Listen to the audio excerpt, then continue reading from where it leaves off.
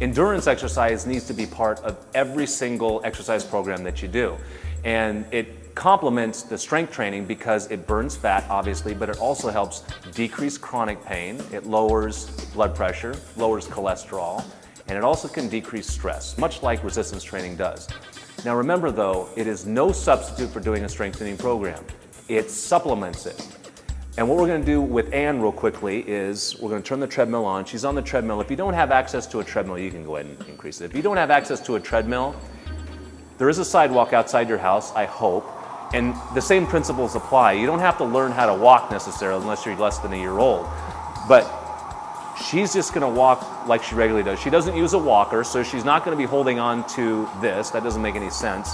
If you do feel unstable, it's no problem. You can hold on with one hand, but you want to get to the point where you're actually just walking as you regularly would, just out on the sidewalk with a friend.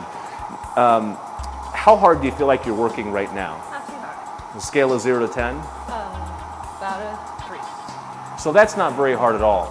We want to get her to the point where she feels like she can talk, but not sing. I don't know if I really want to hear you sing anyway, do I? No.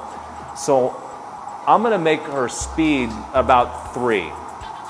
And if you have a treadmill at home, great. If you don't, no problem either. I'll talk about how to do that in a second.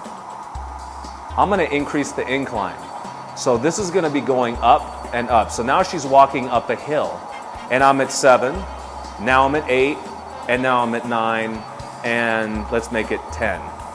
And we're going to give it just a couple seconds.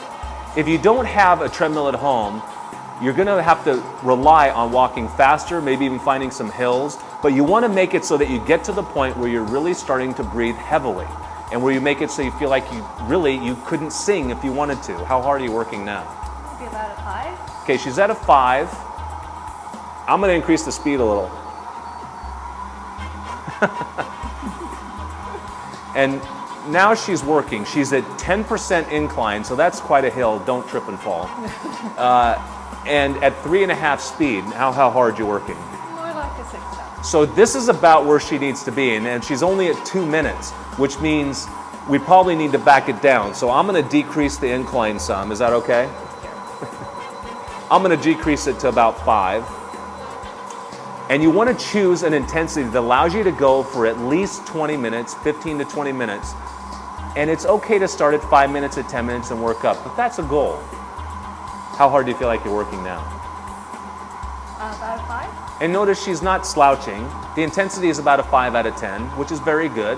That's moderately hard, and that's about where you want to be. You really don't have to rely on heart rate much at all. The perceived exertion, that scale of 0 to 10, is more than adequate. Unless you've been coming out of cardiac rehab and your doctor has a specific heart rate that he doesn't want you to get above, or if you're pregnant, you don't want to exert more than about 140 beats per minute. Otherwise, just use the exertion scale. It really works. Good job.